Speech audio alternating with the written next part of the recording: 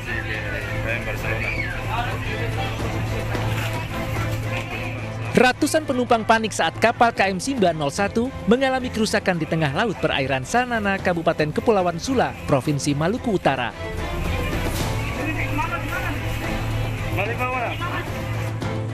KM Simba 01 mengalami kerusakan patah kemudi sehingga tidak dapat melanjutkan perjalanan dari pelabuhan Sanan menuju Ternate.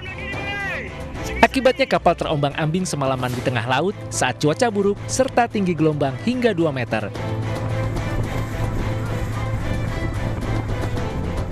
Tim gabungan SAR mengevakuasi 180 orang dalam keadaan selamat dengan menggunakan KM Barcelona. Selanjutnya pada pukul 16.30 WIT, tim SAR gabungan melanjutkan proses evakuasi menggunakan life craft dari kapal KM Simba 1 menuju ke kapal KM Barcelona dan berhasil mengevakuasi 180 penumpang dalam keadaan selamat. Sementara evakuasi 113 penumpang dan awak kapal masih terkendala cuaca.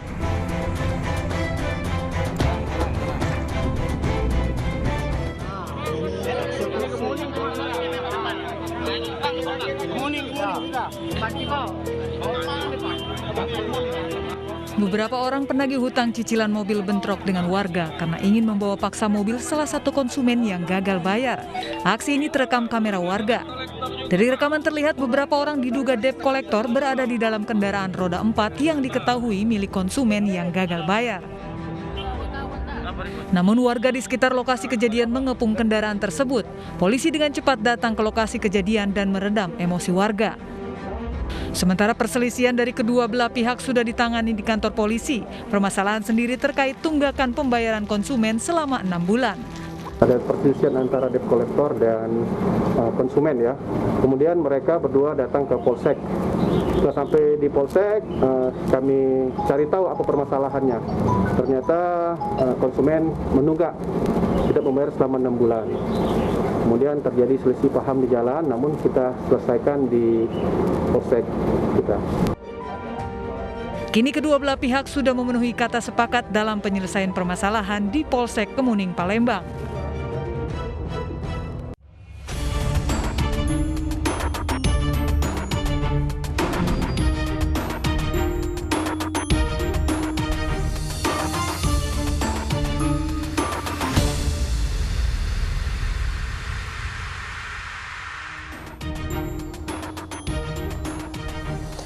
Panik dan ketakutan, itulah yang dialami seorang supir angkot yang terpergok berbuat asusila dengan seorang perempuan di dalam mobilnya. Pelaku yang juga mabuk lalu kabur masuk perumahan dan menabrak satpam yang mencegatnya hingga tewas. Pemirsa, selain kasus tersebut, selama 1 jam ke depan Real itu juga akan menghadirkan berita-berita kriminal pilihan. Bersama saya, Arlisa Hadi. Lantas Pak, tos, bisa jalan.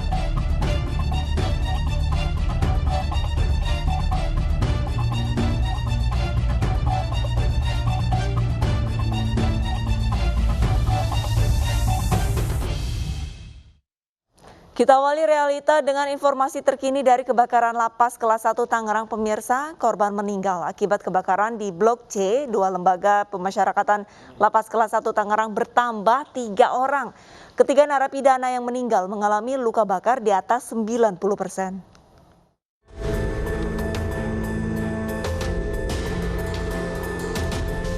Tiga pasien narapidana yang menjadi korban kebakaran di Blok C2 Lapas Kelas 1 Tangerang meninggal dunia di RSUD Kabupaten Tangerang. 2 diantaranya alami luka bakar 98%, sementara 1 jenazah kondisi luka bakarnya 95%. Saat masuk rumah sakit kondisinya juga alami trauma dan komplikasi pada organ tubuh ginjal dan fungsi hati dampak kebakaran. Bertambahnya 3 orang yang meninggal, total korban kebakaran Lapas Kelas 1 Tangerang menjadi 44 orang. Kemarin itu karena kan kondisi awal masuk itu kondisinya shock berat pasiennya, jadi kita atasi dulu tata laksana shocknya pasien, rehidrasi cairan kayak gitu, terus kemudian kita berikan obat buat penopang jantungnya pasien seperti norepinefrin, dibutamin. Nah, ketika kondisinya itu stabil, rencana hari ini memang kita lakukan operasi. Nah, cuman ketiga pasien itu belum sempat kami lakukan tindakan operasi. Sementara Reserse Kriminal Umum Polda Metro Jaya telah meminta keterangan dari 20 saksi terkait kebakaran di Blok C2 Lapas Kelas 1 Tangerang. Saksi terdiri dari petugas yang berjaga pada malam hari dan warga binaan yang berada di Blok C2. Polisi juga membawa barang bukti berupa beberapa kabel listrik dan instalasi listrik dari ruangan tempat api pertama kali muncul. Dugaan sementara kebakaran terjadi akibat arus pendek listrik. Menteri Hukum dan HAM Yasona Lauli meninjau kondisi lapas kelas 1 Tangerang pasca kebakaran. Menkumham menyatakan sejak bangunan berdiri 42 tahun lalu tidak pernah dilakukan perbaikan instalasi listrik di lapas. Penghuni ada 2.072 orang. Lapas kelas 1 Tangerang ini dibangun tahun 1972. Jadi sudah 42 tahun. Sejak itu kita tidak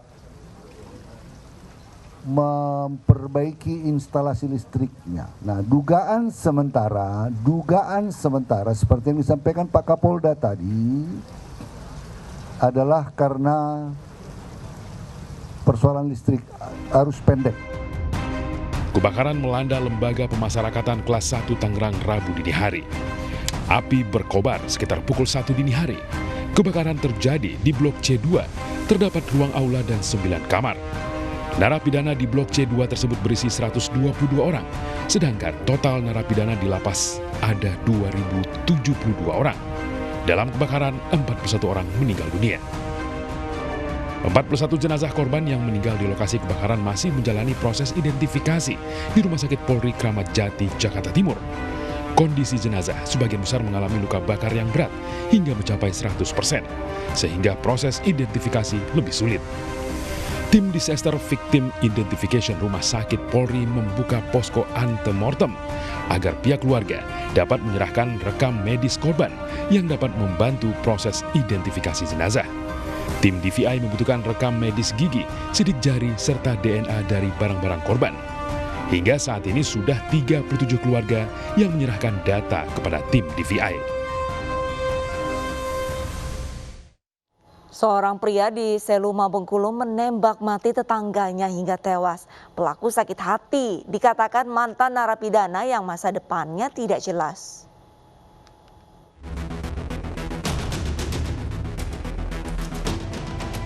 Inilah MD, pria yang ditangkap usai menembak tetangganya hingga tewas. Warga Dusun Jalur Desa Padangkuas, Seluma, Bengkulu itu mengaku sakit hati dengan perkataan korban yang menyebut masa depan pelaku suram karena merupakan mantan narapidana. Peristiwa ini berawal saat korban bertemu dengan pelaku di kebun untuk memotong kayu. Pelaku dan korban kemudian terlibat cekcok setelah korban mengatakan pelaku sebagai mantan napi yang tak memiliki masa depan. Sakit hati atas ucapan korban, pelaku lantas mengambil senjata api rakitan jenis revolver dari tasnya dan menembak dari belakang hingga korban tersungkur.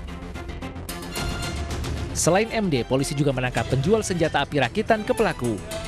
Senpi tersebut dijual seharga 700.000 lengkap dengan pelurunya. Tidak hanya sakit hati dikatakan mantan napi, pelaku juga dendam lantaran korban mengkhianati ayah pelaku saat menjadi tim sukses pemilihan kepala desa. Angka menyusul korban yang berjarak kurang lebih 50 meter dan langsung menemui korban dan terjadi keributan yang diakibatkan adanya perkataan korban yang menyinggung tersangka. Jadi si korban mengatakan tersangka mantan napi tidak akan jadi orang. Kedua pelaku kini mendekam di sel tahanan Polres Seluma untuk mempertanggungjawabkan perbuatannya. Pelaku dijerat pasal pembunuhan berencana dengan ancaman maksimal penjara seumur hidup. Dari Bengkulu kita beralih ke Kolaka, Sulawesi Tenggara. Pemirsa, seorang pria tega menikam tetangganya sendiri hingga tewas mengenaskan. Pelaku kesal dan tidak puas diobati korban yang menjadi dukun pijat. Karena atas pengobatannya membuat alat kelamin pelaku justru tidak berfungsi.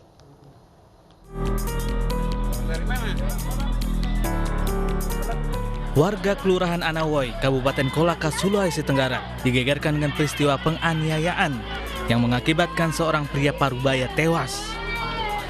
Aparat Polres Kolaka yang menerima laporan warga langsung tiba di lokasi dan menggelar olah tempat kejadian perkara. Diketahui korban mengalami luka serius pada bagian leher, telinga kanan, dan punggung akibat dianiaya senjata tajam. Petugas mengevakuasi jasad korban ke rumah sakit setempat untuk kepentingan penyelidikan. Tak butuh waktu lama, polisi menangkap pelaku L, 49 tahun yang tak lain tetangga korban. Pelaku digelandang ke Polres Kolaka guna pemeriksaan lebih lanjut. Di hadapan petugas, pelaku mengaku peristiwa bermula saat pelaku yang memiliki gangguan pada alat kelaminnya beberapa hari terakhir memanggil korban yang berada di rumahnya untuk minta diobati. Korban yang biasa mengobati warga secara tradisional kemudian mendatangi rumah pelaku dan langsung memijatnya. Karena hasil pengobatannya tidak memuaskan, pelaku mengungkapkan kekesalannya terhadap metode pengobatan korban hingga berujung perkelahian. Pelaku menikam leher, telinga, dan punggung korban menggunakan sebilah badik hingga korban tewas di lokasi kejadian. Berobat kepada korban, kemudian ternyata menurut tersangka ini tidak sesuai yang diharapkan sehingga terjadi dan dilakukan pembunuhan. Untuk mempertanggungjawabkan perbuatannya, pelaku dijerat pasal 338 KUHP dengan ancaman hukuman 15 tahun penjara.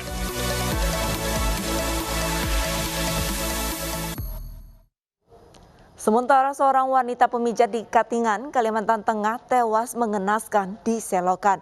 Korban dibunuh ketika memergoki tetangganya mencuri uang dan perhiasannya di dalam rumah.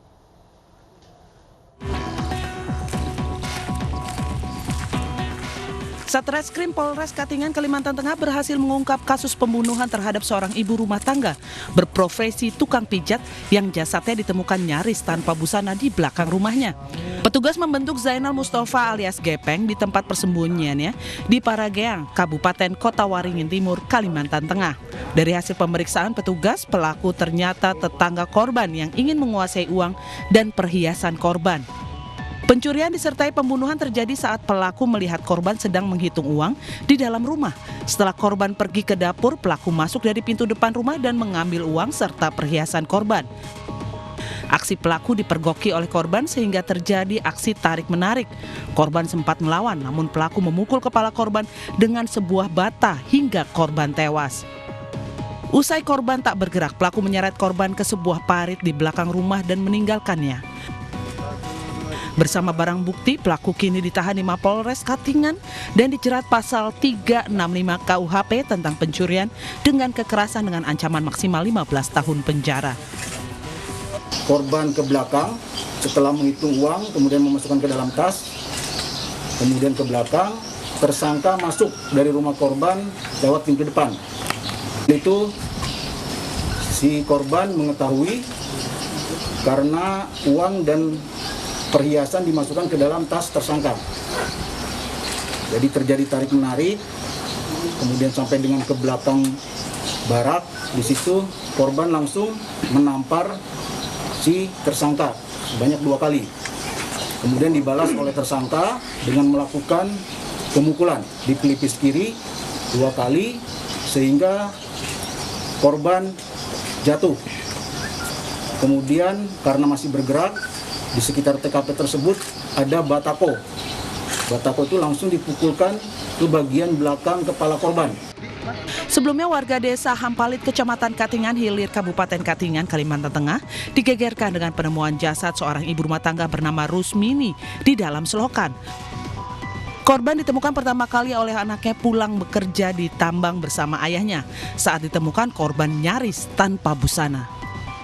Petugas Polres Katingan yang mengolah tempat kejadian perkara menemukan luka di paha korban.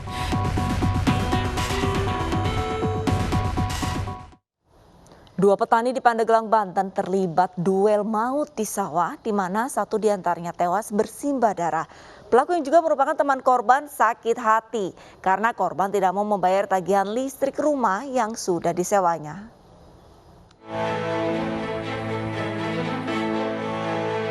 Aparat Polres Pandeglang, Banten harus turun ke sawah saat akan menangkap pelaku pembunuhan seorang petani di Desa Koncang, Kecamatan Cipecang. Pelaku yang juga seorang petani berusia 60 tahun itu tidak berkutik dan hanya bisa pasrah saat digelandang polisi. Pelaku diketahui merupakan teman dan tetangga rumah korban di Kampung Jemah, Desa Koncang. Pelaku mengaku sakit hati pada perlakuan orang tua korban sejak 15 tahun lalu terkait bagi hasil usaha ikan dan ingin melampiaskannya pada korban. Korban dan pelaku sempat berduel, namun korban yang terluka meregang nyawa saat berusaha kabur ke gubuk tengah sawah. Polisi juga menyita 1 senjata tajam yang digunakan pelaku membunuh korban. Atas perbuatannya, pelaku terancam hukuman 15 tahun penjara.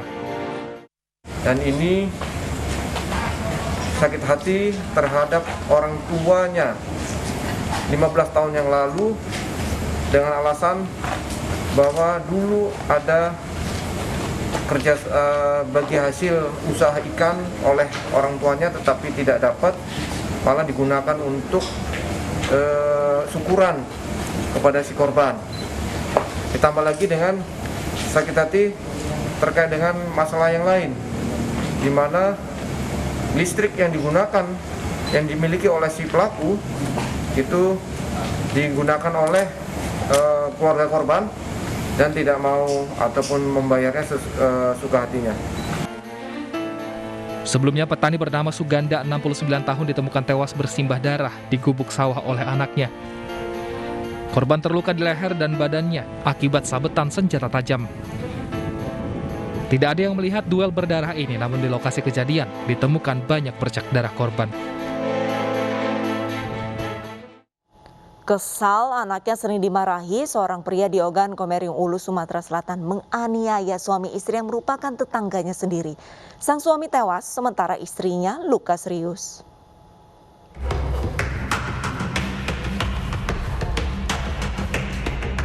Irawan hanya bisa pasrah saat digelandang ke Polres Ogan Komering Ulu usai menganiaya tetangganya sendiri hingga tewas di Desa Dusun 3 Makarti Tama. Irawan ditangkap saat bersembunyi di rumah keluarganya di Belitang Okut. Kepada polisi, pelaku mengaku insiden ini bermula saat dirinya tahu anak perempuannya sering dimarahi oleh korban dan istrinya. Karena sudah menaruh dendam, usai berbuka puasa, pelaku lalu mendatangi korban di rumahnya dengan membawa senjata tajam. Korban yang dianiaya pelaku dengan senjata tajam tewas di lokasi, sementara istrinya terluka dan dilarikan ke rumah sakit. Tahu tuh memang sedang kau siap ke di rumah. Sempat melawan korban. Ya sempat melawan, makanya luka galau kan tangannya. Berapa kali kau tujah? Tahu aku cuma sekali. Konflik antara tetangga, yang mana korban suami istri, si laki-lakinya suaminya meninggal dunia di tempat, dan sampai saat ini untuk yang istrinya masih dirawat di rumah sakit di daerah Kabupaten Oku. Pelaku kini harus mendekam di sel tahanan Polsek Oku untuk mempertanggungjawabkan perbuatannya. Polisi menjeratnya dengan pasal pembunuhan dengan ancaman hukuman 15 tahun penjara.